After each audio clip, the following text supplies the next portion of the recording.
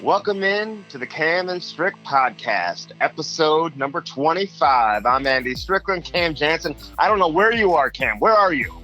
Dude, I am fucking chill-land.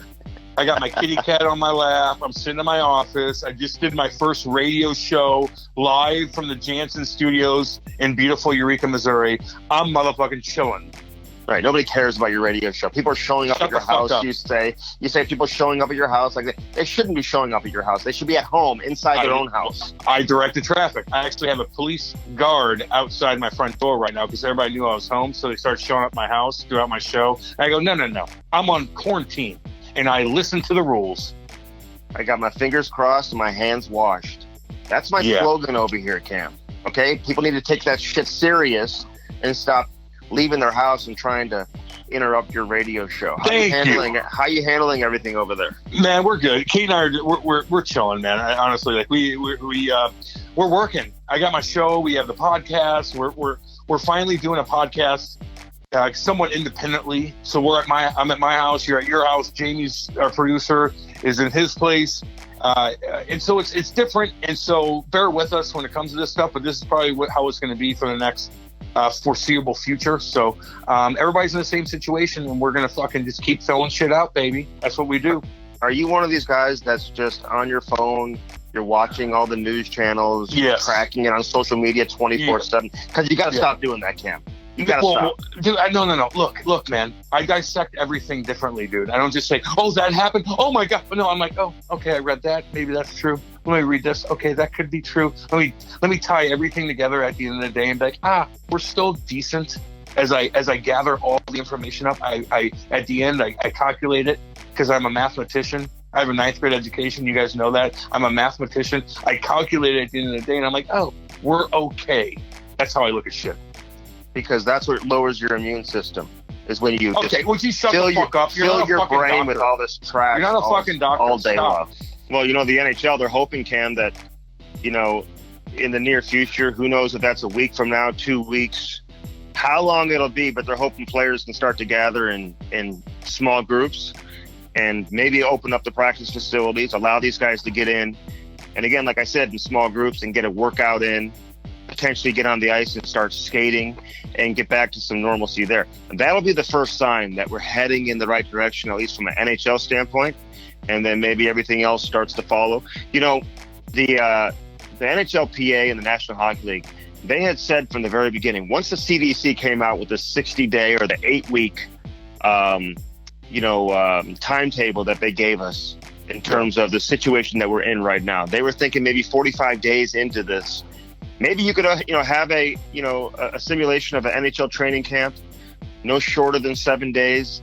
It could be longer, obviously, depending on how long, these players are away and how long of a break that we take away from NHL hockey. But 45 days into it, we're not that far away from there. We still have some ways to go. 45 days? Wait. 45 days, Andy? I'm day 8 in fucking quarantine. And I thought it was 28. It feels like 28. I'm a fucking disaster. I'm already a fucking mess. I don't know how I'm going to do my radio show. It's the easiest thing to do, but I still, honestly, I'm bored out of my fucking mind. So you were talking 48 fucking days? Okay. Yeah, that's a long time. But I will say this. Let me say this. And I don't want to dig too much into what's going to happen because we don't fucking know. So all you people that... people are asking you, Andy, to go on shows left and right, and they're trying to get shit out of you. But you're like, motherfucker, I don't know. I can't predict the future. No one knows. So I'm not the CDC, but you said 8 days in. It'll be 14 days on this Thursday. So I don't know what timetable you have. Again, grade 9 education. You can't count either. You can't don't chirp me. I'm trying to pump your fucking tires up. No. Don't chirp me. We all know that. But here's my point. Is all these players, because they can't work out with each other, doesn't mean they can't get a goddamn workout in their house. They can't rollerblade around with that little biscuit puck that costs $11 a fucking pop, and you lose it every time you go out there, but it doesn't matter because they're making $7 million. Doesn't matter. You could find a fucking workout, still be quarantined, and be okay. Everybody's in the same situation. So it is what it is, Andy. We'll see what happens. And it doesn't matter because we're fucking throwing podcasts out like the Dickens, dude. Like the Dickens. What does that even mean? I don't know. I have no idea. Let me ask you this. A lot of teams throwing out games that aired 3 months ago, 4 months ago, simulated games. Do you watch any of those? Does that help you get your hockey fix? Or not current ones, Andy? I don't care about 2016 bullshit. I want to see fucking 95 Devils versus Red Wings shit. Or I want to see hooking and clutching. I want to see JR with a flow. I want to see fucking, you know what I mean? I want to see Lemieux and Yogs and fucking Pitt. Like, I want to see that shit. My 90s fix. I don't give a shit what happened in the past decade. I played in that decade. I don't care. I know what happened. Go back in time in the 90s where we can get our fix. That's my jam. I think some of the, some of the fans may like some of the, championship runs, maybe re-air some of those. That's fine. No, those are different. Those are different. Yeah, but different. Again, I'm with you, man. I mean, this is a great opportunity. I think some of the other sports are getting that, specifically college sports, how they're, re-airing a lot of these classic games that aired back in the 80s, 90s, early 2000s, whatever. I love, that's so different. It's absolutely. Different. And you can just see how different the game was in those particular sports as well. So, I don't know, man. I just hope we get through this, obviously, very, very quickly. And well, we got Scotty Gomez. We got Scotty Gomez. He's cool, man. I like Scotty. Scotty's really cool. Let me just tell you this about Scotty, because I know you play with him, and he was your teammate, so a different situation. But when he came to St. Louis, I mean, he was kind of, let me ask you this. He came in on fire, winning the Stanley Cup his rookie season, winning the Calder Trophy. Yep. Did he go on to have the career that you thought he'd have? For a while, yeah. Yeah. But you know what he did? Just like he told us. Just like Bobby Holik and Randy McKay told him in training camp. Remember, he brought this story up. It becomes business. He goes, it's fucking business, homeboy. Make your fucking money. You already got your 2 cups. Go make your money. And you know what he did?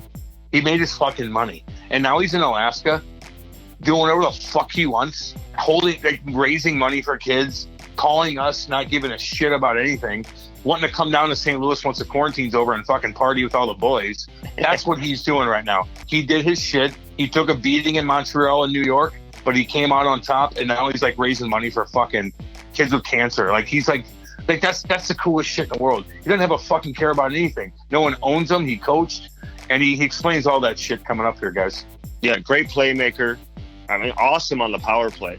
And, he coached for, a year or two there with the New York Islanders. Yeah. I really thought that was going to be his future, because when he came to St. Louis, he was kind of that guy inside the dressing room, and the way he handled the media. Sometimes he was being overly critical about the coaches and creating, a little bit of drama from that standpoint. But he always had an opinion. Guys with opinions and who are good and who can back it up, and who have great careers and long careers and careers that include winning, sometimes find themselves behind the bench. They find jobs. But what did he said, though, and he says it here in the podcast, you'll hear it here in a few minutes, is that, hey, listen, man, coaching is fun when you're the guy.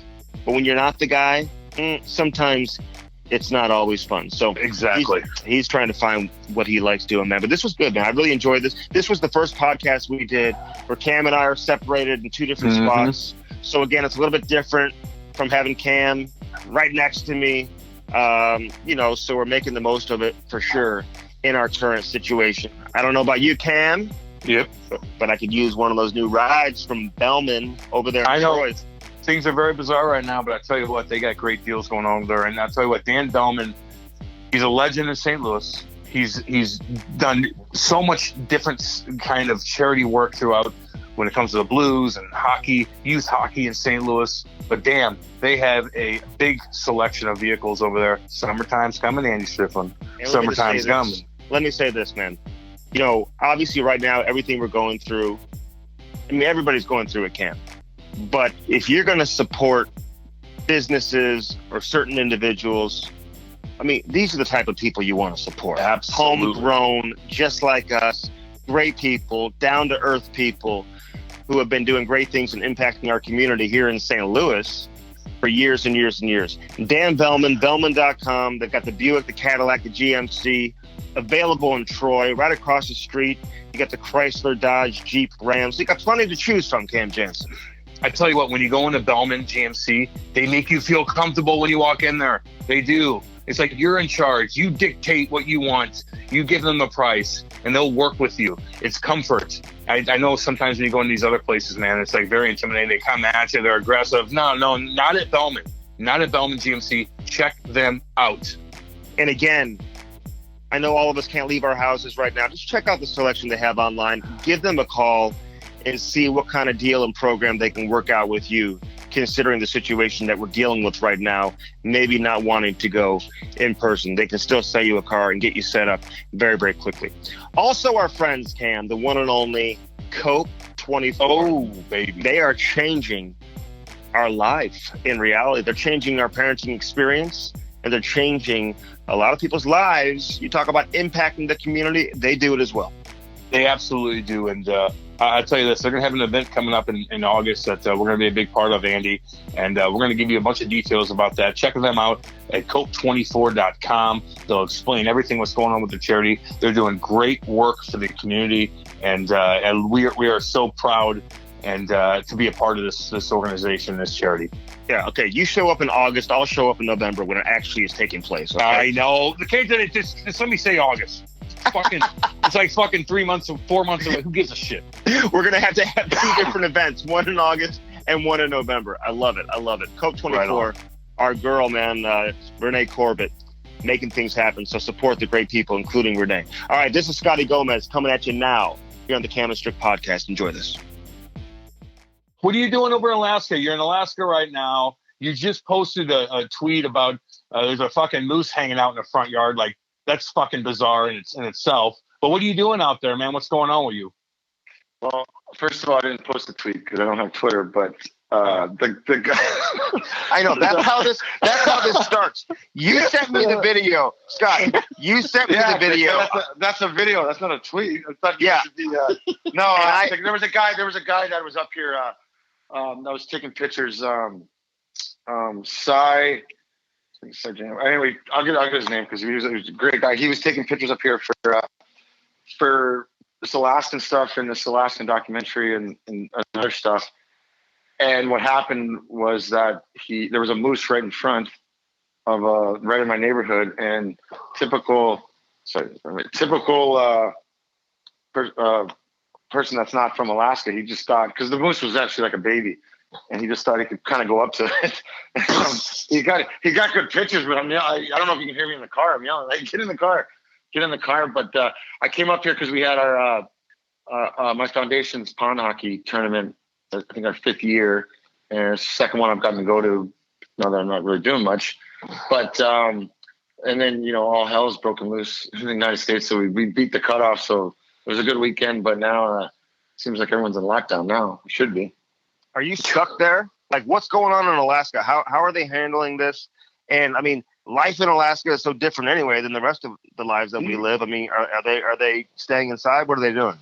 Well, now it's a little different because we were like one of the last states to have someone, come out and get it, whatever. So I think people now are starting to take it, everyone's taking it serious, but now, I mean, the grocery stores and, the Costco lines, you see all that on TV.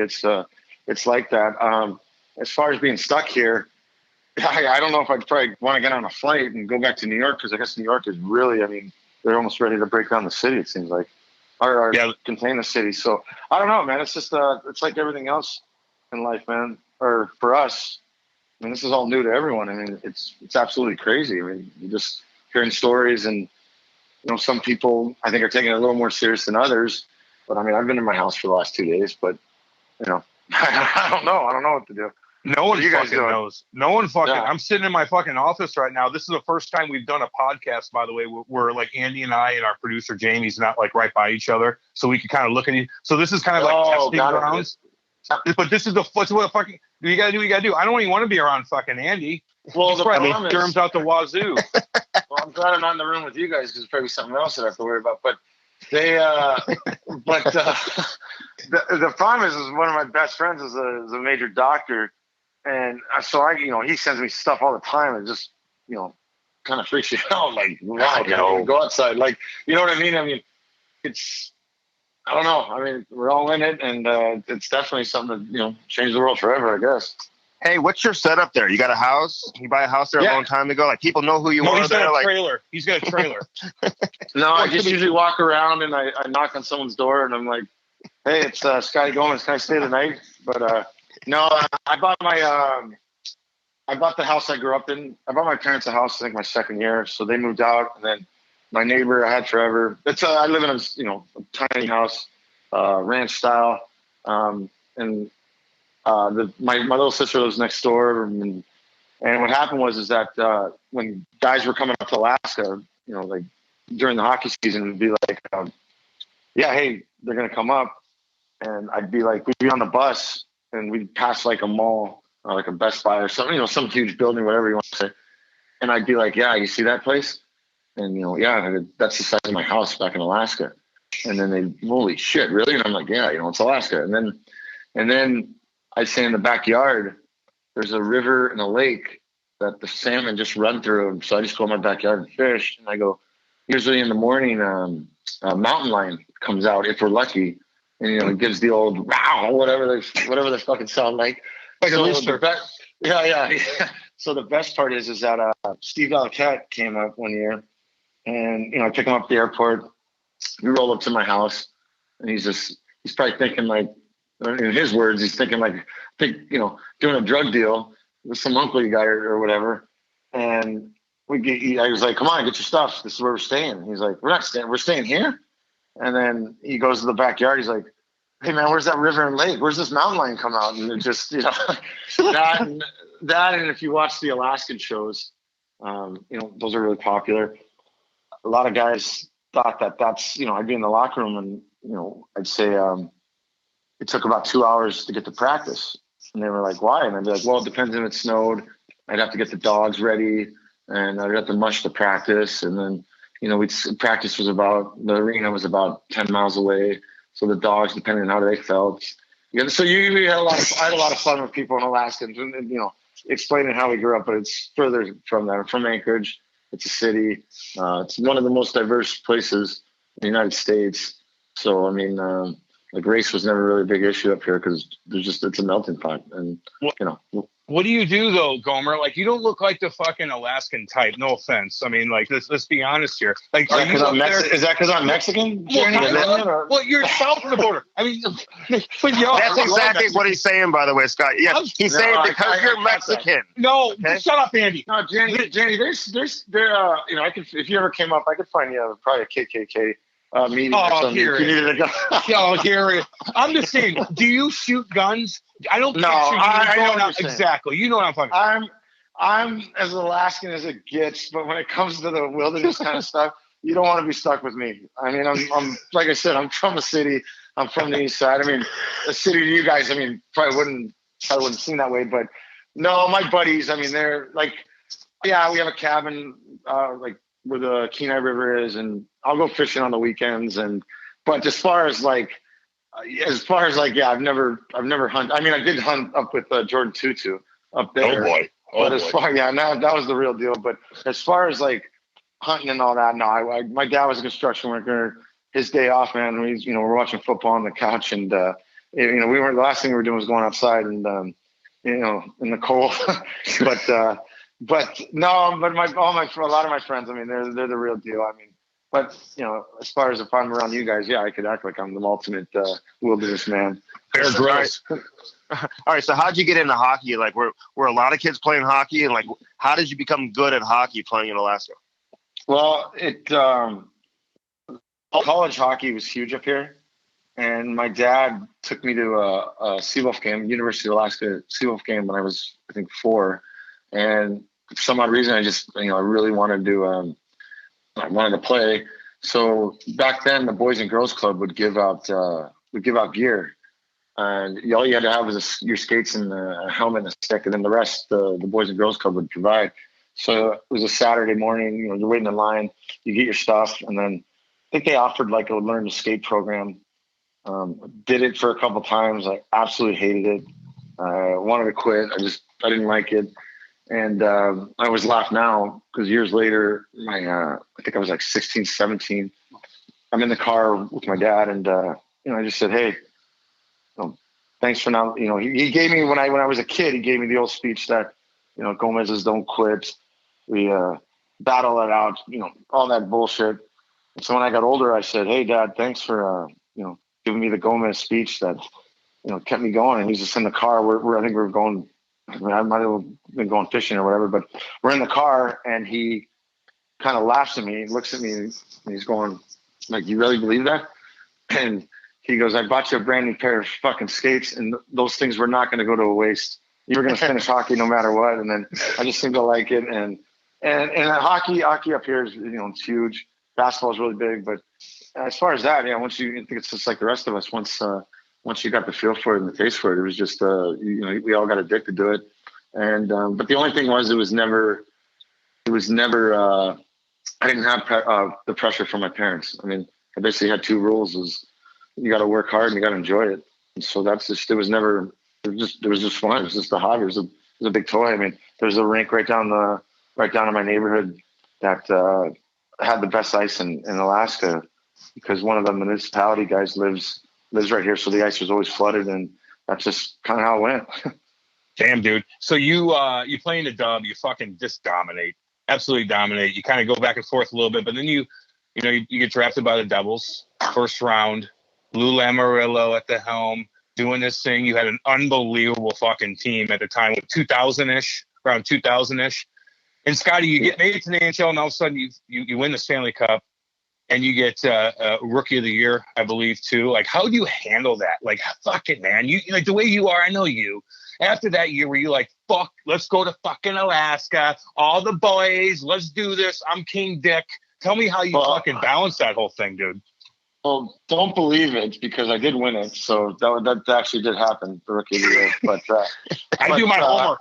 Yeah, I could tell. No, it was. You know what the funny thing was that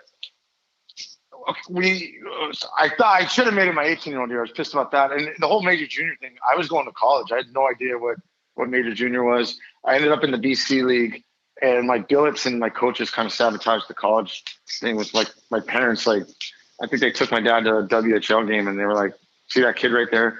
He's going to make $1 million next year. And kind of got that going. It was a little different time. I mean, I was set to go to college, go to the Devils, and, I was rated in the top 5 of the draft. And my first, I go to Tri-Cities, and my draft year, and I didn't realize we had the worst team in the league and probably the whole CHL.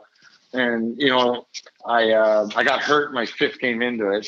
So my draft status goes down, and probably the luckiest thing that happened is I did get drafted by the Devils, because I, like Jamie says, you go in there, it's a different vibe, man. You're with professionals right off the bat. I mean, it's not, you talk to your other friends, that are in different locker rooms, and it's just kind of, I mean, it's just kind of more freelance, freewheeling, where Janny can attest, you go in the Devils locker room, it's straight business right off the bat. Like, you're expected to be here, and, they'll give you a little time, but at a certain point, you're providing, you're here for a reason.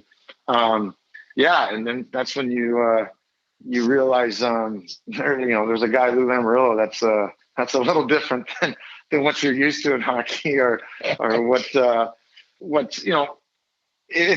was a whirlwind. We had a great team. We ended up winning. And it's funny, because back then, it was like all of us, because I remember Janny the same.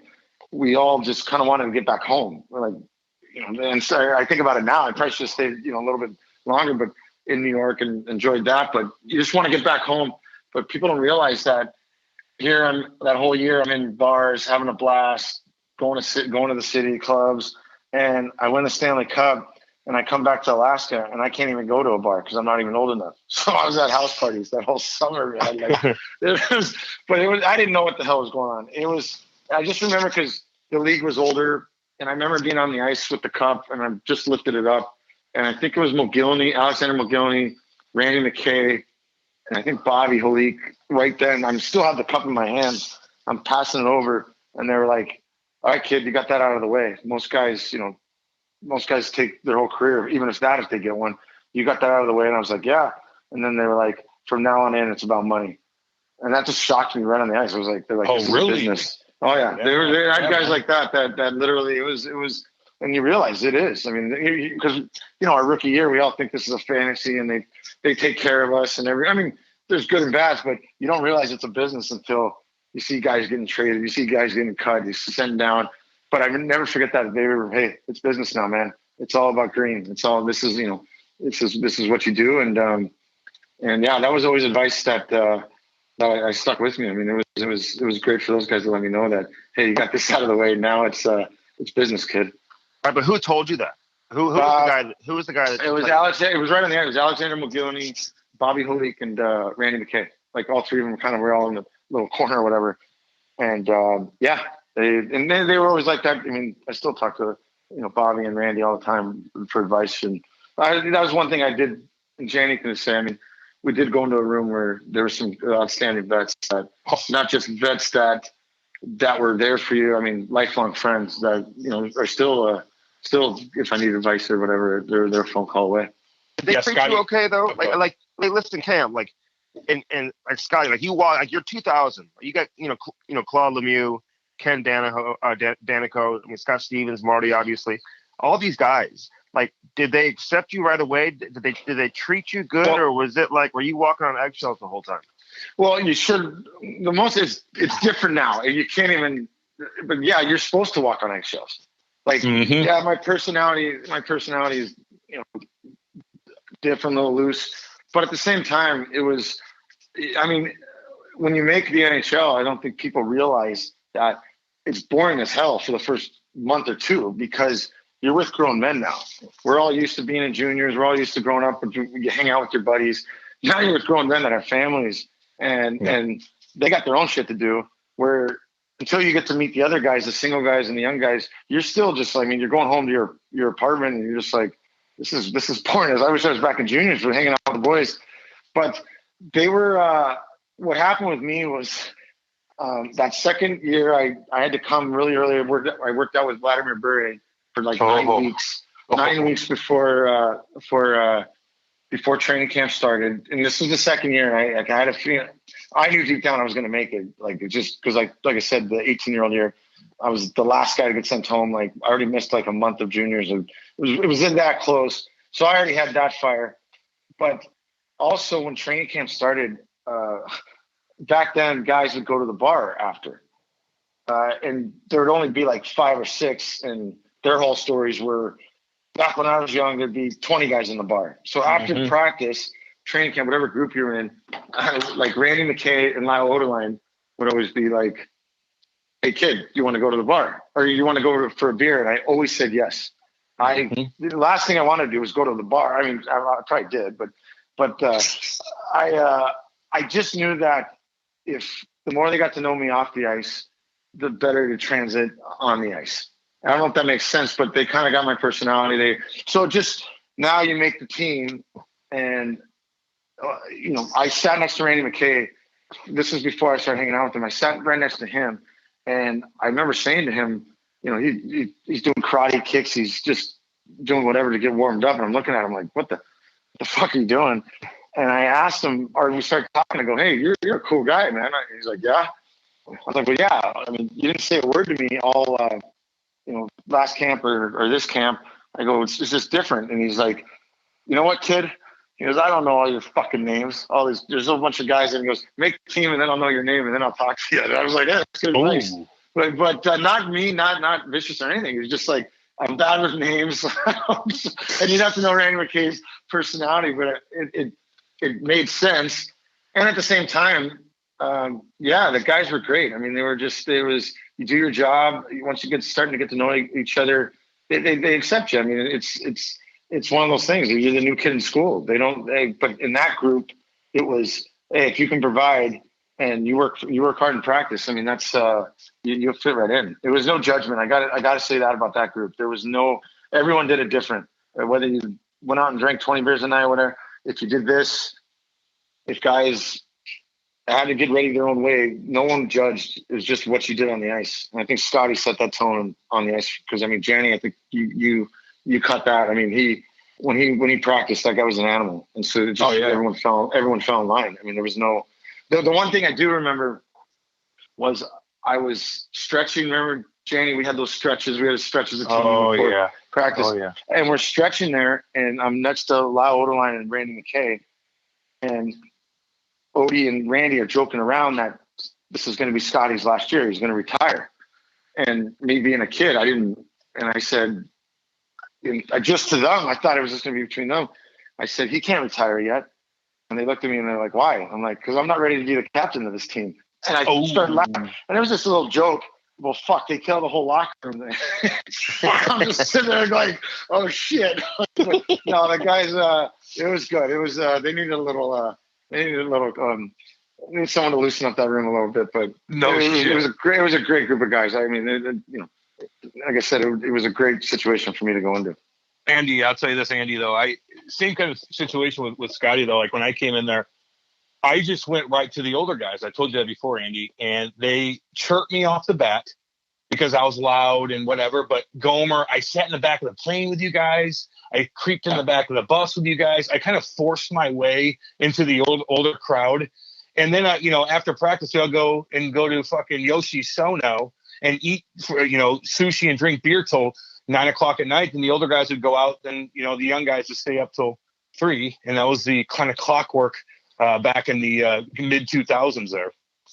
Yeah. I mean, you didn't force your way. I mean, Janny came in, and it was something that we were going through a transition, and we needed a guy like Janny in the room. We needed that guy, the storyteller, the kid that would loosen it up.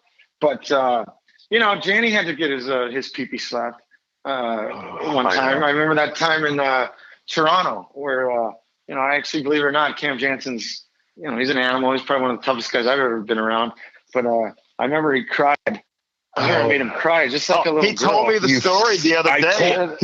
Jamie Langenbrunner made him cry. It wasn't Jamie Langenbrunner. It was me. But now I needed some backup because I'm like, if this kid snaps, I'm fucked. But yeah. So I'll give you a little story about Janny. So Janny's accepted right away. The boys love him, and we go to Toronto. And Toronto is where guys went to the PA, and you get a bunch of swag and gear, and you go to the PA and they hook you up with everything. When I was a rookie, I wasn't allowed to go there. You had to have, so the times change. Whatever. Janny goes, he gets a bunch of stuff, and he's got like 3 bags full of stuff. And where do we find him? Because we were going back in the States. We're still on the road. We play that night. We go back, and Janny is sorry, my dad is fucking. And so Janny's got all stuff. We're getting off the plane, and we've all had about 20 beers each in us. And Sergey Breland, Janny gets up right away. He doesn't wait for like the vets to get off. He didn't really know. It was just, it happens. He was feeling good about himself. And what happened was that Janny kind of lipped off to Sergey Breland. And Breland, at that point, won 2 cups. Breland was Breland, great guy. Breland was a great guy, quiet. And, I'm sitting there and I'm watching Janny kind of lip, like, says something really. And I'm like, and now all the guys are kind of like, who's going to say something? And I was like, I'll take it. So now I just start chirping Janny.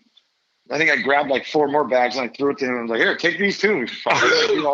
And so the thing was that I just kept going and going, and I'm pretty good at, I know how to poke the bear. Oh yeah. I'm sitting there, and we're in customs, and me, Janny, and Lipper, and like Marty, we're all in the back, so we still have to wait. And I'm just constantly going on this kid. Like I'm like, I try saying stuff. I'm just being smart. Where Janny gives he turns to me like, I'm gonna knock you the fuck out. I think he said it, and now that just threw more gas on the fire. But meanwhile, the whole time, I can't feel my legs because I'm like, if this kid really does come after me, who's coming in to help me? Oh, fuck. So next thing you know, I keep going and going. And now Janny's got tears in his eyes. And I'm like, fuck yeah. But I'm still like, so usually Janny, we're going back to the bus. Fuck, the kid goes right in the front seat, right where he's at. And I texted you, hey, kiddo, you got it? And he goes, I'm so sorry. I was like, kid, hey, love you, man. Hey, just, I had to cover my ass too, but no, I just will never forget that. Man. Janny needed it, but it was, like I said, booze took, I wouldn't have kept going, but we were all half in the bag and just kept going with Janny. And, but no, he was, that was fun. It's just one of those things, man. Like I tell these kids that too. And sometimes when you're in juniors, everything's about you. You can do what the fuck you want. You don't have any guidance. No one's like really telling you no. Maybe Stevie Ott did my first year, but at that point, you're kind of similar. It's just different. And then once you get to that fucking Devils team, man, it's like you got guys that are 40 years old, 3 standing. And you just have to tone it down a notch. But it was different in your defense. In your defense too, it was different because that kind of, those kind of guys. Like when you walked in, there was more vets. You wouldn't know that. Like by then, when Janny came in, it was, no one really. Those kind of old school rules were still there, but they weren't like emphasized. They weren't. And so in Janny's defense, no one really said anything till that night. And then, but yeah, I mean, hey, the kid was he was part of the group right away, and the best part was I think the guys always yelled at Janny because, like, you never seen a guy sweat so much. And we get off the plane, and Janny was drenched, and we're all like, "You're in this fucking show, man. You can't wear a shirt like that." And he was like, "I sweat. I hate all you guys." I spent like $40,000 on suits after that. And another good one was so I'll never forget the morning. Zach Parise sat next to me, and Zach looked like he saw a ghost last night. Oh God! And I'm like, what happened? And he's just like, he's so, Zach Parise, one of the best kids. He's so nervous, and he's like, Gomer, I got to talk to you. And I'm like, yeah, what's up? He's like, I'm fucking scared right now. And I'm like, why? What happened? He's like, I was out with Janny last night. And I'm like, good, you went out because we wanted Janny to take Zach out, like loosen up a little bit. And he's like, not good. I'm like, well, what happened? And he's like, well, we kind of got in a fight. And I'm like, he got in a fight? And he's like, okay, Janny did. And I'm like, what happened? He goes, I think he knocked out like 4 guys. So now I'm like, I think Pando comes over. I'm like, hey, come listen to this. So we're like, what happened? And he's like, we went to the VI. It was a bar that we all used to, when you're young, that's the bar you went to. And then you eventually had to graduate from it. But Janny's there, something happened. And Zach said, before you know it, Janny's already got 4 guys down. And then the security is grabbing Janny because, they're all friends. They're trying to get Janny out. Janny's got the door pinned up against his leg. People are trying to get out where he's yelling at Zach, get the car. Zach rolls up in the car, and I guess one more guy comes out. Janny one punches him, gets in the car. Like, just don't say anything. Just don't say anything. That's hilarious. Well, we drove out, and the cops are coming in, and nothing happened, and it is what it is. It is. I scared Zach. He never hung out with me again. No, that was all. It's still one of the best stories, though. Just looking at Zach's eyes that morning.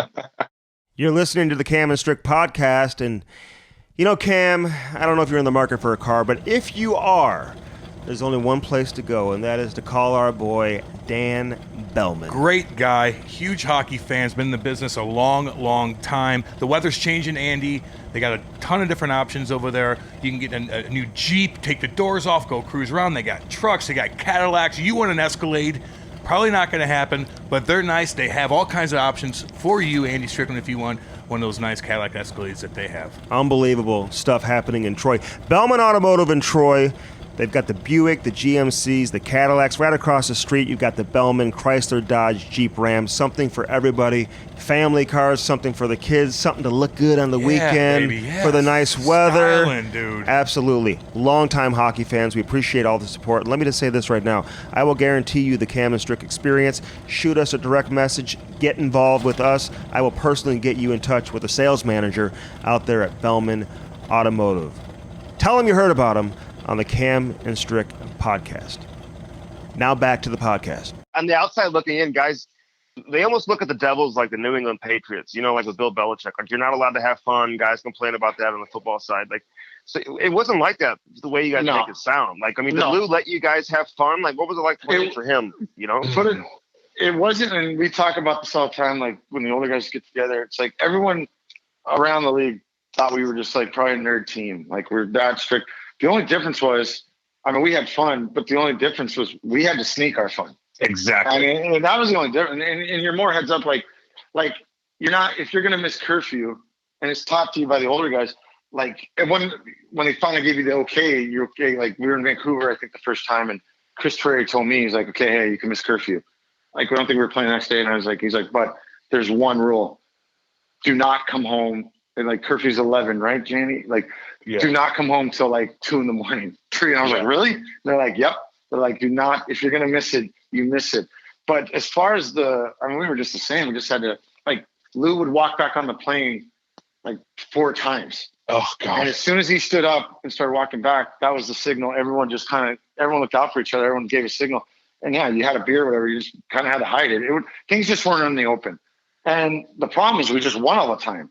So you thought things would get loosened up. But yeah, there was rules. There was, like, one thing I can say is, like, we just didn't have those kind of guys that I remember talking to friends that, hey, what are you doing, that are playing in the league? And, they're like, yeah, we're taking we rented a private jet and we're going to Monday Night Football in New York and then going out and then coming back. I was like, wow, you guys do that? Yeah, like, we just didn't have that. And probably better for some guys, like, for some of our personalities, like, yeah, I don't even know that world existed. But as far as like getting after it, no, we could be up there with any of the teams. I mean, ours was just different. We had to completely, it's like your parents. You just got a strict parent. You gotta hide it. You gotta hide it different. Everyone's got their back, and everyone just knows kind of how to act. And everyone, not saying other teams didn't, but you knew you couldn't afford to get in trouble. Like, you cannot get in trouble. No. Like, and Janny can attest to this. You're always with guys. It's never really you went out by yourself. You were with guys that were gonna, kind of steer you along the right way. I mean, but as far as that, no, we were right up there. We had a blast. All right, so we'll get back to the Devils, but I know you just coached with the Islanders and Lou's there now too.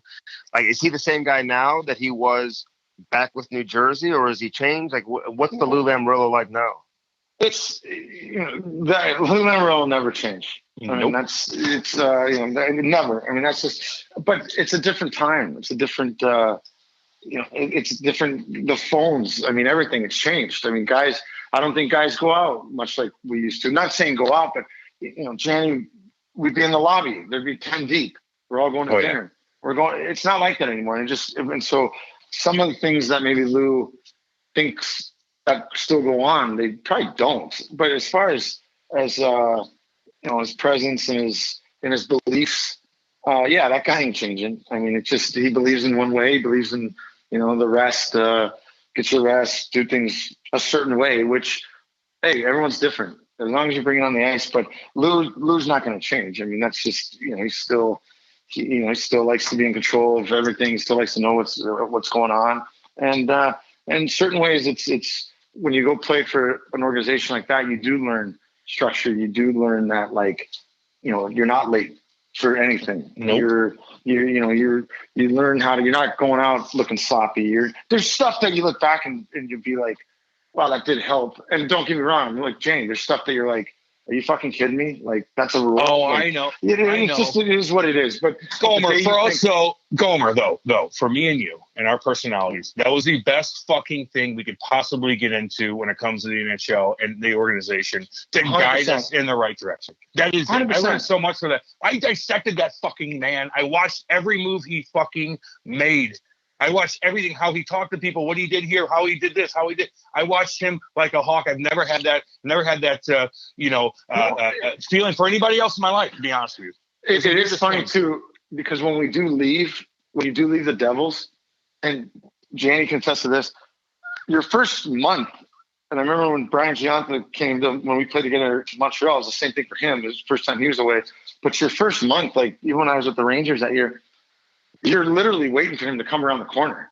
Like, and like still am. You explain, still am. Yeah, you explain to certain people that and then they hear the stories and it's like, wow, you mean the GM's not always around or he's not, and they're like, no.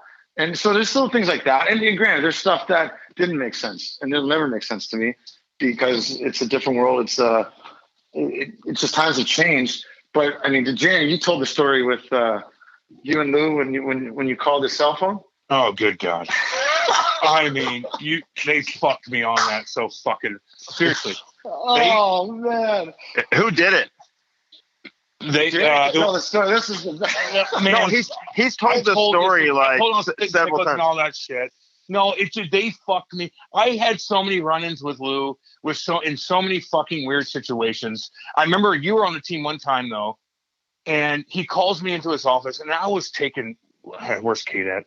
I was taking older women back to the hotel where I was staying at, and I was loose about it. And so I take him in and walk right through the fucking lobby. And I think that's what he was, but he calls me in front of everybody, screams at me, tells me he's going to call my parents and send me home. And I'm like, oh, he didn't cuss us, but he did in a professional way. So I remember going out in the ice by Johnny Mack, and I had no idea what he meant because he told me, I know what you're doing, but he never told me what. And so I go to Johnny Mack, who was our assistant, John McLean, who was our assistant coach. I go, dude, hey man, how, what's he mean by that? He goes, you don't know? I go, no, what's he mean? He goes, he skates right away. Right after practice, I get called back in. He goes, you don't know what I'm talking about. I'm like, oh God, because it could have been a Zach Parise thing. It could have been this. And so I didn't know. He was playing mind games with me as he should, but God almighty, it wakes you up, man. And I needed it, Gomer. I needed it. You didn't need anything. You didn't listen to anything, but yeah, it was that. I can attest with Janny saying though, because you go in the room and it's like when your dad sits you down and says, "You got something to tell me." Oh God! And you're literally like, "Fucking this guy some things. What does he know? Which one does he know?" And that was kind of like Lou, but yeah, I mean, but the thing about Janny with Lou, Lou loved Janny's personality, and he truly did. It's what we needed in the room.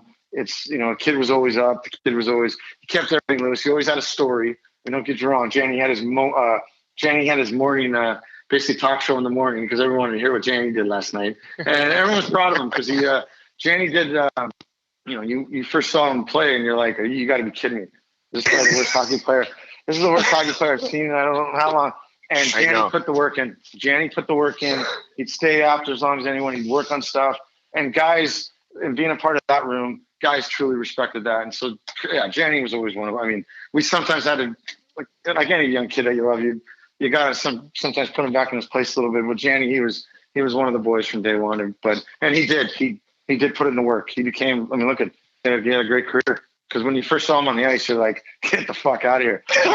He's got size 17 feet. His hands are just normal. Well, I think I asked you one time, I'm like, dude, what is up with your chromosome body? Like, what? I'm the last one to talk. And Janny's like, I should be 6'5". And I'm like, really? And he's like, look at my features. And then you kind of look and you're like, yeah, jeez. Oh, He's got the biggest hands you've ever seen. His hands are huge. So they're up there with Scotty. Yeah, I'd have to admit, Scotty Stevens is probably a little bigger, but Janny was definitely one of those guys that, the boots in the mitts. He definitely had. So why'd you leave? I mean, I know you got the big contract with the Rangers and whatever, and when you left, did you feel like, wow, this is like freedom? And did you ever regret leaving New Jersey, or you think that was the best thing for you? It was at that time where I wanted to see something different. I mean, not gonna lie, you get free agency once. I wanted to see. Yeah, I mean, it was getting to the same thing every year. Like I wanted to experience something else. I wanted to try something new. And yeah, I mean, hey, but people don't realize the money that was offered by, I think 3 other teams offered more. It was business. Hey, this is, it's like when I held the Stanley Cup for the first time. It's about money. I mean, this is about this. I knew the business part about it now. Meaning this is all, this is what we get to do. This is our livelihood. This is for the rest of our lives. I mean, I ain't going to make this money again. And do I have any regrets? No. I mean, it was tough because you're used to a certain way. I mean, I'm not going to lie that when I left, yeah, things were kind of different. It was a little more of a kind of, well, not a country club, but it was more of just, wow, okay, I understand the rules now. Like, oh yeah, this guy's late for a meeting. What? Or we're waiting for this guy to a bus. And just little things like that. But you don't live life regret. Hey, I went forward with it. The relationships I had with the guys, I mean, it wasn't going to change. Some guys got mad. I was like, okay, get over yourself. This is we get to do this once. But no, I mean, you can't look back and say regret. I mean, yeah, I left a great situation. I knew what was coming every year and year out, and that's why I kind of wanted to change. I wanted to see something different. I wanted to maybe have a little lesser rules, but hey, the New Jersey Devils made me. They always take pride. I owe Lou a lot.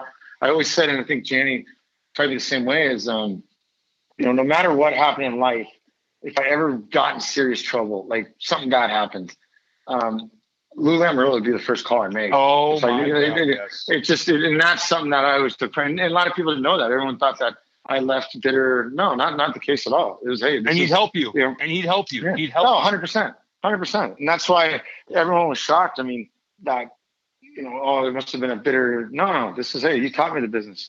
I got to go. Did you tell him? Like, did you call him before you decided to sign? Like, say, hey, listen, I'm signing with the Rangers. Like, did you call him first or no? I don't think it was the first call. I think I did call because I was based in Chicago because I went to Chicago and that's where we kind of set shop up just in case we had to fly somewhere. Yeah, but I mean, I think they knew too that I think there was really no secret that I was going. I mean, it was time. It was, hey, this is my free agency year. I'm going to see what's out there. And it wasn't, I don't think it was a shock. I mean, it might have been a shock to some of the guys on the team, but my close friends, they knew it was time. They knew I was looking for something else. You're donezo on that. What was it like? Was it tough? Did you get to a point and look, you got the money, you got the fame, you got the fucking cups, you got everything in the hockey world, Gomer, you know that. But you get to Montreal and it was tough, dude. It was fucking tough, man. And they were on you hard. How'd you handle that shit? Well, you ever like, fuck all you? No, before that, here's what happened. Go to New York. And the worst thing about winning the Stanley Cup early, and it sounds, I'll tell you, the worst thing about winning them so young was that's all you want to do now.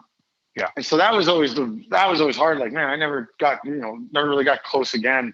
But people tend to forget, and it is what it is. My couple good years in Montreal.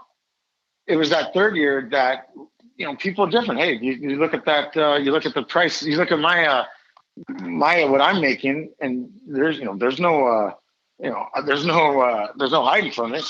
But what happened was I owe Pat Burns and Joe Nieuwendyk probably my life, because I remember being in Jersey and I'm reading the paper about how great I was doing, and Joe Nieuwendyk comes up to me and says, "Hey kid, don't read that shit." And I was like, "What do you mean?" I was like, "Didn't you read paragraph 3 about me?" Like, joking with Nieuwy. And Nieuwy was like, "Hey, one of these days you're gonna go somewhere where you're gonna realize don't even get in the habit of reading it, because one of these days it could switch completely on you." And I'm like, all right. And then Pat Burns, same thing, saw me. Burnsy calls me in. He's like, "You got to quit reading, these fucking prayer," or the way Burnsy would say, yeah, these guys will get you one day. This is not, get out of this habit. And believe it or not, I listened to them for some odd reason. So I never really read the papers anymore. And that saved me, because when I went to Montreal that one year, I mean, it was so bad that, like, I didn't know how bad it was because I didn't read anything. I didn't watch the news. And I was already, because if I did, I probably would have jumped off a bridge like everyone expected me to. But I never did. But the hard part was, like, I'd be in the elevator with my neighbors, and they would look at me like I'm dying. Like, "Are you okay?" And I'm like, "Yeah." The hard part was family and friends that read all that shit. Yeah. They'd be calling me, and they would be like, and it was hard for me to explain. Like, I don't want anyone feeling sorry for me. Like, this is my thing.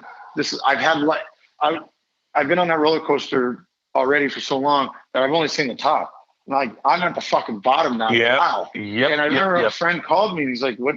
And the only thing I could say is like, "Hey man, every day since I've been in the league, obviously that's a high thing to say, but I'm like, every day's been a Saturday." And I'm like, now I finally know what it's like to go to work on a Tuesday, man. Like, fuck. But it's one that you learn. I mean, and that's when you learn who, like, guys have gone through those situations before, and you ask them, they're like, "Well, hey, did anyone call you?" And they're like, "Well, what do you mean?" I'm like, "Well, that's the kind of vets I had." I mean, I always got a call from Bobby Holik, Randy McCabe, Turner Stevenson, Jim McKenzie, Ken Danico, always asking me, how am I doing? "You all right?"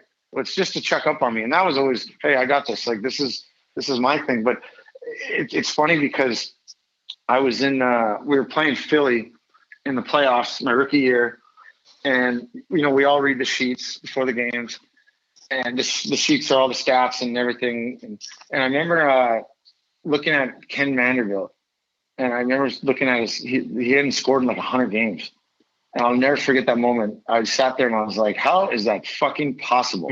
Like, Jesus, I'll tell you how. I'll tell you how. Well, yeah, I'll tell you how too. And then years later, I'm there. And I mean, people forget, like, I'm going to games and hey, I can tell you, I'm going to games. I mean, there's fucking people in the stands with sombreros, dressed up as Mexicans, because like they're celebrating because our team was so bad. So they had to find something. Well, people are celebrating the fact that like, am I going to score? Like it became a joke to everyone, or not. Yeah. It wasn't a joke to me, but it became a joke. And it's like, wow, I'm here. Like I remember sitting on the bench going, wow, it's me. It's fucking me now. And the one thing I can say, and you talk to the young guys, like it didn't change anything though, of the fact that what I learned, like I wasn't, if a kid took too long a shift, I was still going to get on his ass because that's what they did to me. But yeah, I mean, it's something that I don't want anyone to go through. Like that was, but in saying that, yeah, I mean, there's not one thing that happened in when I played during my career that I can't talk to anyone. Meaning, hey, I know the feeling. I know this. I mean, hey, this is, and that's something we forget. Like, it wasn't like guys were talking. I mean, it's almost like you had the plague. Like, they don't want it to rub off on them, but that's the way it is. But as far as Montreal, I mean, I still have great friends there. I still, I wasn't like at that point, I wasn't out. I mean, that's the thing. It would be a different story if I could explain it like, well, I'm partying everything. No, it just wasn't me. I respected the game. I did my thing, but yeah, I mean, that was I wouldn't want anyone to go through that. It's interesting, man, because I mean, you had so much success. Like going home at night in Montreal, you said you're not reading the newspapers, you're not watching TV, but like, were you in a lot of pain? Were you like, I just got to stop playing? Like every game, were you going into it being like, I just got to score one goal to score a goal? And by the way, you're the only guy who can go a full year without scoring. I think it was 60 games and still have triple the number of points as Cam, by the way. But shut the fuck up, Andy. Shut the fuck up. The problem is that I would have still had more assists, but I was playing with guys like Cam. So that ruined my. That's when you. That's the worst player in the league, damn it. No, but what are you going to do? I mean, listen, we're playing, and you guys start putting things in perspective. Now, granted, America's one of my best friends, Steve Alaquette, was in Russia at the time, and he was going through a miserable time. But he's in Russia, so me and him would talk on the phone, and it just kind of be like it was like a therapy session, but. I still put the work in. I still, I didn't hide up in a hole. I still went out to my restaurant and say, people would, it was coming from the outside. Like I remember sitting down at this restaurant, the restaurant I always go to, and this kind of mafia kind of guy, he says to me, he's making a joke out of me, he says to me, yeah, I got more goals than you. Hey. And everyone started laughing, and I just am thinking that, and I just said to him, I was like, buddy, you will never, ever have more goals than me. Ever. I don't give a fuck if I don't score. Again, you play men's league. Like, fucking Stanley Cups, you fucking... Yeah, but it wasn't even that. It wasn't that. But you kind of just, you kind of put him back. And then everyone couldn't believe I talked to him like that. But I'm just laughing. I'm like, hey, it ain't changing me. Like, but as far as like going into games, you're just like, it was more like, hey, I'd rather be on the road. But even at home, it's just, I was more worried about how I was playing. Like, if I wanted to score, don't get me wrong.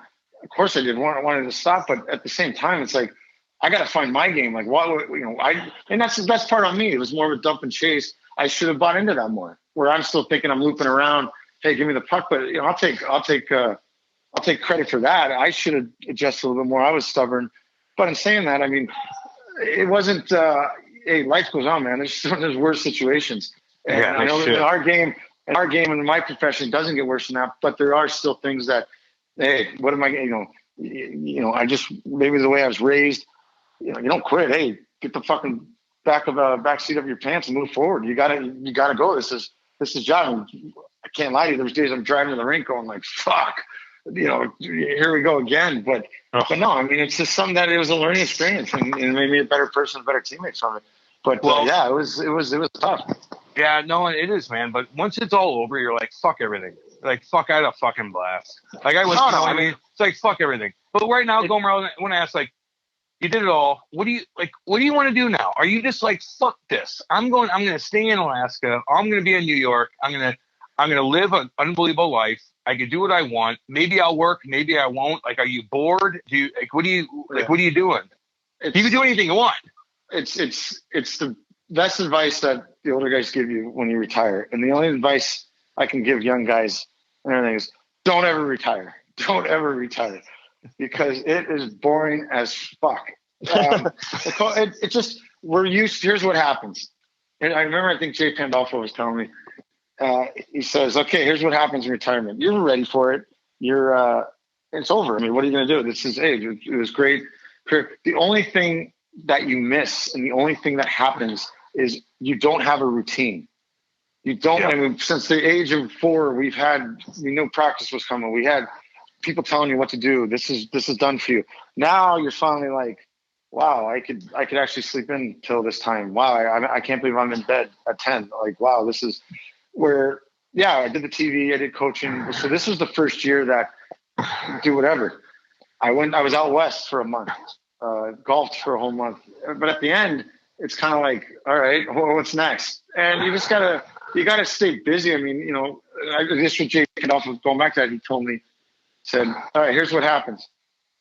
Yeah, you're done. You start waiting. As 4:00 comes. All right, you go to the bar. All right, you're there. Maybe like 4:30. And then he goes, all right, next thing you notice, you're there at 4. And then he goes, next thing you notice, you're there at 3:45. Yep. And then he goes, once it hits 3, I think he said 3:30 or 3:15, then you got to find something to do because you can't be that guy in the bar every day, doing that. And I mean, the coaching was great. It was fun. I mean, but what am I doing now? I just got a couple things going. There's this, we're doing this Alaskan documentary on sports athletes that came out of here. In the city, there's always stuff to do. You start trying to keep your day busy. In saying that, the thing that will never ever match, and this is the thing that you miss the most, and I'm sure Janny can say the same thing. It's the competition. It's the competition that, like, just being on the ice, whether it's practice, whether it's a preseason game, those are the things you're going to miss the most. Like, and I never had that. I didn't have that attitude where, like, I can go to the gym and someone asks me, they're like, there was a push-up competition and this guy's like, you probably want to win this. And I'm like, no, probably. I really wouldn't. I could care less if I win this. like you're probably not going to win it. This ain't going to help me. I mean, this is like, where's this going to lead? What, I won this? Wow. And my chest is pumped up. And I'm like, that's the thing that I haven't really come over. Like, where's that thing that fuels you? Like, and that's what hockey always did. But in saying that, I mean, it was, took care of my money. It was a great life. The friendships you made. And I mean, hey, in saying that though, it's boring without a routine. I mean, my money guy got mad at me. I wanted to go get like a bartending job. And he's like, no, because you'll be out all night. I'm like, no, I wanted the like 1 o'clock to 4 o'clock shift. Just listening to other people's problems. Like, here's a beer, like just something to do. Like, but no, it's been good. I mean, my parents live in San Diego now during the winters. So, hey, life's been good. There's no complaints at all. I remember when you came to St. Louis though, and you weren't here very long, but still, like I could come talk to you. Like, you love to like just break the game down, whether it was the power play or what the team was doing wrong, what adjustments they had to make, breaking out of the zone, like breaking down other teams. Like, you always kind of had that ability, and it seemed like you enjoyed like that aspect of the game. Like, I'm kind of surprised you didn't stick with coaching. Did you not like coaching, and could you see yourself going back into it? I think, the coach, it's different because when you get into coaching, you're still, you're the young guy. You're the guy maybe that, you're not things ain't going to go.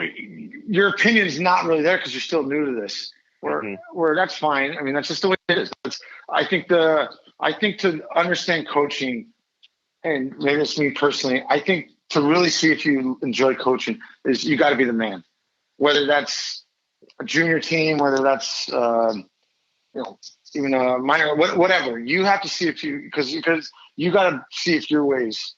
This is the way I want to do it. This is the way I think you should do it. And when you're working for someone else, that's the part of life. That's you're there for them. Yeah, I'm. You tell me what to do. You're my boss. Where I think to really see how coaching is, you got to be the boss. And saying that, yeah, it was great being around the guys, helping the young guys out. But at the same time, when you're, it's something that when you're not the man, when maybe your opinions are not really, and that's fine. That's just the way it is. That's politics of it. Where it was like, do I really need to be doing this right now? I mean, they were great to me. I mean, the staffs were awesome. It was a great experience. But at the end, it was like, all right, maybe it's time to do something else. And would I ever go back to? Yeah, I mean, hockey's what we know. Hockey's, love the game, love helping out, love teaching it. But in saying that, it was more like, if I'm going to do this, I probably gonna have to start really down at the bottom and work it up. But you gotta, if you really want to see if you like this, you gotta be your own guy to see if your ways work or if you believe in this. And when you're assistant coach, it's not really like that. Gomer, you're good to me, man. I appreciate you being a fucking good teammate. I appreciate you making me cry, put me in my fucking place when I got a little bit too loud. I appreciate that, man. I had a blast with you. And I want you to come down once all this shit fucking passes, dude. Come down, hang with the boys. We got multi-million-dollar facilities down here in St. Louis, and we all hang out together, man. So if you want your fix, come back to St. Louis. I'll give it to you, buddy. Well, since you explained it like that, I don't want to go to St. Louis. Fuck, man. I tried to be professional. God damn it. I can't be professional once in a while. I like what happened to my boy Janny? That sounds terrible. That sounds horrible. That's an ending. Do I got to wear a suit? No, fuck. That is Cam's life now. Like, he loves nothing more than to go to the rink, play pickup hockey, and that is. And hang with the boys. I'm sorry. And he loves the boys. That is his favorite thing to do. We have an unbelievable facility, man. The problem with me now is, like I was telling you guys, I was telling Janny a week ago, every time I get on the ice now, I throw my back out. But I totally understand. It is different. And that's another thing, real quick, about the retirement thing, is you're not around kind of your own people, sort of say. So, you're at a dinner, and we're all used to being with the boys and, the jokes and saying whatever you want. And when you kind of get with other people and you're at a dinner table and you say something, the table stops and you're like, fuck, that would have worked good with the guys. Like, oh, shit. Yeah. Oh, not these nerds. I mean, it just makes, that's something. So, yeah, definitely, when you do go to the locker room and you do get to see the guys, there's nothing better. Well, we're here for you, big boy. Appreciate the time, man. Sounds good, guys. All right. Thanks, Scotty. All right. Stay safe, huh? Love you, buddy. See you, man. All right. Love you too, kiddo. Bye. See you, buddy. Cam, you ever been to Alaska? No, I haven't. But if I saw Scotty Gomez, I'd be like, yeah, you don't live in Alaska. I don't think he's ever fucking shot a gun. He's got to deal with the fucking grizzly bears up there and shit. But he says he's all Alaska except for the wilderness. Well, how are you Alaska if you're not including that means nothing. That means nothing. He's like me, man. Like, I'm fucking one-dimensional, and so is he. And I don't give a fuck. He gets it. His buddies are the ones that are like that, and they take care of him. That's the same shit I go through here. I don't even know how to fucking change my own oil. Like, that's the same with him, but he lives in Alaska. I live in Missouri. He's supposed to know how to shoot a gun and take care of yourself because the predators are the apex predators there, not the humans. No, you're right. You said Jamie Langenbrunner made you cry, but it was actually Scotty Gomez? Yeah, they both did. Man, they both did. Well, Scotty's the one that came up to me afterwards and, like, talked to me, so then I was like, okay, then Jamie's the one I'm pissed at now. But I love them both, and I became a man, Andy. Somebody needs to yell at you sooner rather than later. Yeah, there's no doubt about that. I mean, it happens to all of us. I know at some point in time. No, it did happen to me, and I do admit that. I was getting a little too cocky, man. I needed to be settled down. It is what it is. Well, there's nothing wrong with admitting that. Hey, real quick. I mean, listen, don't tell the whole story because a lot of people have heard the story. You told it on Spit and Chicklets. You've told it various other places as well. I think I've heard it like maybe 25 times. So I don't know if we need to hear the entire story again, but Scotty kind of alluded to it during the course of the conversation, and we didn't tell the story. So real quick, what's he talking about? Okay, so Lou got pissed at me about this. I told this on my first time on Spin Chicklets tonight. I was in the minors in 05, right before I got called up, and I'm on the bus, and the guys stole my phone because I'd always go in the back of the bus with the older guys and play cards and like lose money. So they stole my phone as a prank, and they switched my numbers around with one of my buddies on the team, Ryan Murphy, and they switched his number with Lou Lamarillo, which is the most fucking gutless goddamn thing you could ever do to a rookie. So anyway, they knew I went out all the time.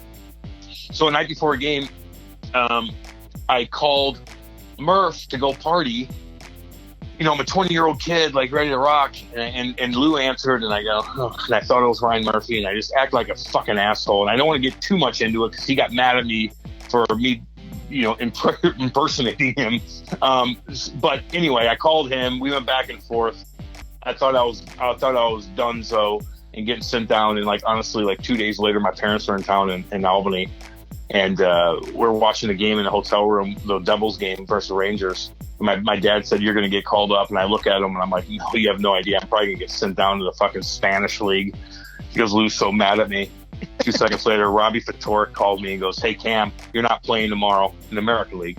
I'm like, why, Scotty? Or why, Robbie? I just got into a fight last game. I had an assist. He goes, shut the fuck up. You're not playing in the game tomorrow because you just got called up to the NHL. And I will say this leading into our next podcast after this, Darius Kasparaitis. He was the first one that greeted me in my first shift and put me on my ass.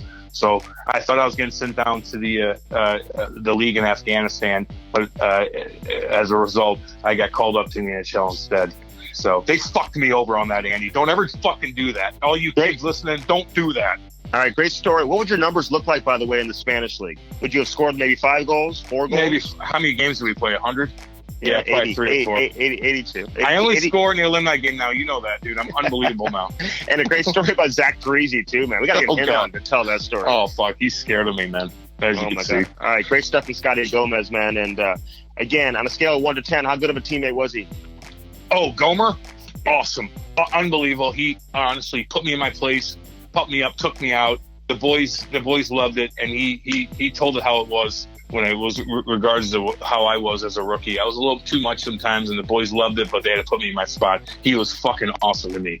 All right, that was fun. Great conversation. Scotty Gomez, great dude, and a great player, man. This guy had a tremendous career, and we appreciate him taking time to come on with us, even live from Alaska. All right, that was Scotty Gomez, as always brought to you by Bellman.com, www.bellman.com, Dan Bellman and Company. Again, check out their great selection, and also our friends over at Cope24.com. Appreciate the support. Appreciate you listening to this edition of the Cam and Strick Podcast. Until next time.